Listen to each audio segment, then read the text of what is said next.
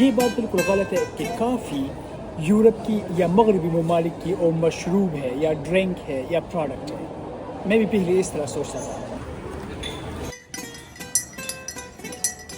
جب 1600 میں کافی پہلی دفعہ یورپ میں آئی تو اس وقت یورپ نے اس پر پابندی لگانے کی کئی دفعہ کوشش کی، اور اس کی ایک بہت خاص وجہ ہے جو مجھے پہلے پتہ نہیں تھا. اور اس کو یہ بھی بولا کہ یہ ایک شیطانی ڈرنک ہے،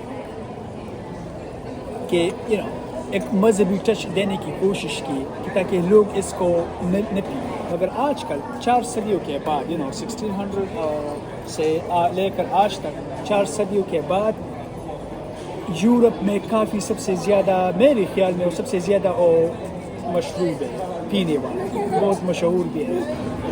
جو وجہ ہے، جو خاص وجہ ہے اس پر، جب یورپ نے اس پر پابندی لگانے کی کوشش کی تو اس کو سمجھنے کے لیے ہمیں تھوڑا پیچھے جانا پڑے گا، 1600 تک، 4 صدی پیچھے.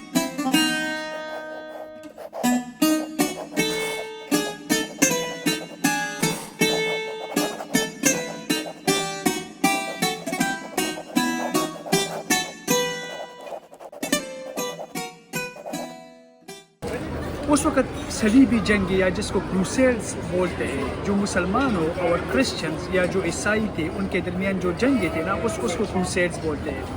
خاص کر سلطنت عثمانیہ اور یورپ کے جو عیسائی یا جو مذہبی حکومتیں کافی اس وقت عرب ممالک کی اور ڈرنک کی اور مشروب کی، وہاں لوگ زیادہ تر یہ پیتے تھے. صحیح ہے. سلطنت عثمانیہ کے جو فوج تھے، جو آرمی تھا اس وقت، وہ بھی صرف کافی پیتے تھے.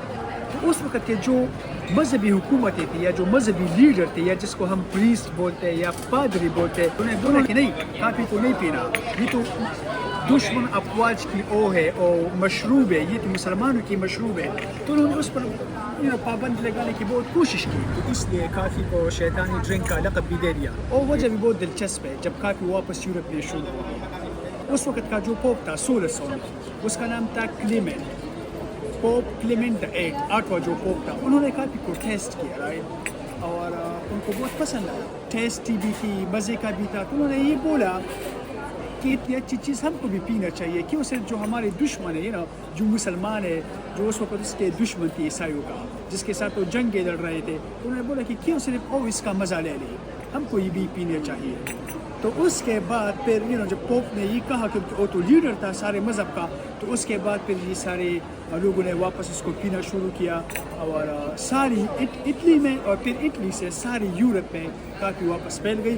آج کل تو آپ کو ہر جگہ کافی ملے گی. 1 منٹ کے فاصلے پر آپ اس طرح چلے جاؤ میرے ارد گرد، تو آپ کو تقریباً 30 کافی شخص ملیں گے.